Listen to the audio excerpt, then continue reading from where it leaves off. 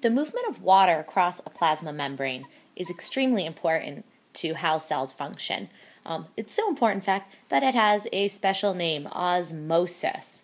And osmosis is referring specifically to the diffusion of water. So that means water is going from areas of high concentration, okay, these little brackets just mean concentration, to areas of low water concentration.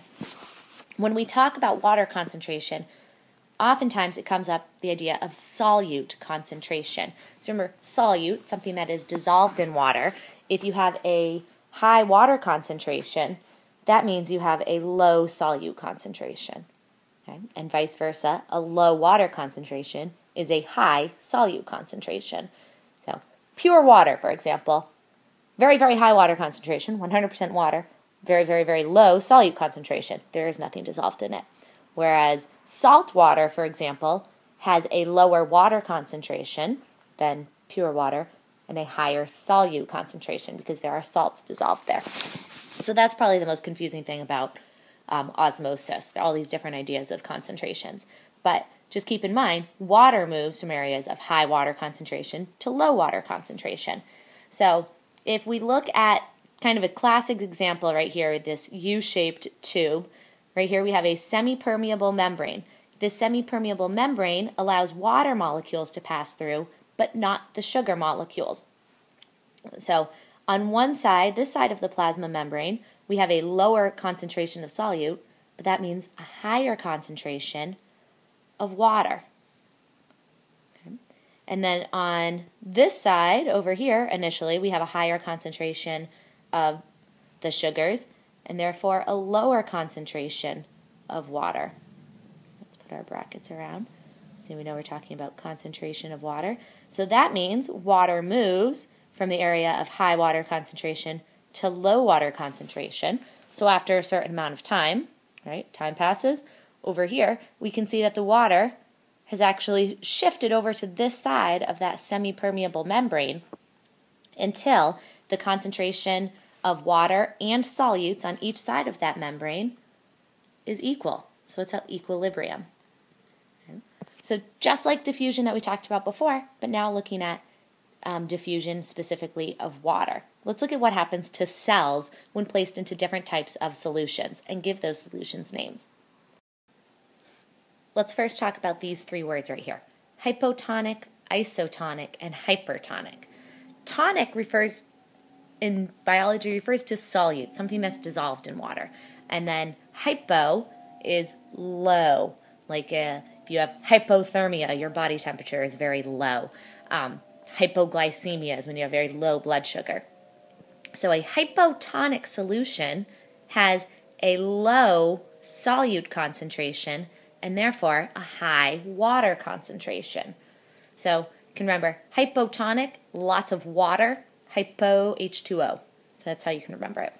Hypertonic solution, hyper, when you're hyper you have lots of energy. So a hypertonic solution is high in solute and lower in water. So hypertonic, high solute, low water. And then isotonic, think about an isosceles triangle. Has two equal sides. Iso means equal. So an isotonic solution, it just means that the solute concentration, water concentrations are equal on either side. So when we refer to these solutions, we're really talking about these solutions in relationship to a cell. So if we look at what this looks like, if you put a cell, let's start with isotonic here in the middle. If you put a cell into an isotonic solution, the water concentration is equal inside and outside the cell, and the solute concentration is equal inside and outside the cell. So water would move in, water would move out at equal rates. Nothing would change in the cell. If you put a cell into a hypotonic solution, that's one with high water, low solute compared to the cellular environment. So water is going to move from areas of high concentration to low concentration, right? It's diffusion. So that means water enters the cell more so than it leaves the cell. In an animal cell, without a cell wall, this could cause the cell to lyse, to split open if it gets really bad. For a plant cell, because plant cells have both a cell wall and a really large vacuole that can hold all that extra water, this will just cause the plant cell to be turgid, okay, and makes it very stiff. That's how your plants should be, really. If plants have enough water, they're all upright and look happy and healthy. If you put cells into a hypertonic solution, right, so now we're talking about high solute concentration outside the cell, that means, remember, that water will move from high concentrations of water inside the cell, low concentrations outside the cell. Animal cells might kind of shrivel up, and then a plant cell, it doesn't shrivel because it does have that cell wall, which maintains the shape to some extent, but you will see what we call plasmolysis. When the cell membrane shrinks in, it pulls away from the cell wall because all of that water is left of the vacuole. Your plants, if they don't have enough water, or if you were to put your plants into salt water, they would kind of flop over and look really sad and pathetic, and that's because this is what's happening in their cells. This image might give you a better idea in terms of thinking about the cells inside the solution. Okay, so a cell, this is all red blood cells, a red blood cell in a hypotonic solution, right? Water is moving into the cell. Hypertonic solution, right here, the water leaves the cell, and then isotonic, water enters and leaves the cell at even place, or at an even rate.